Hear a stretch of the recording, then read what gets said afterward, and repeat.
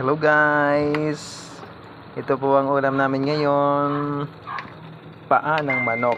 Alam mo guys, sabi daw ng pag hindi daw kumakain ng paa ng manok yung tao, ibig sabihin daw mayaman.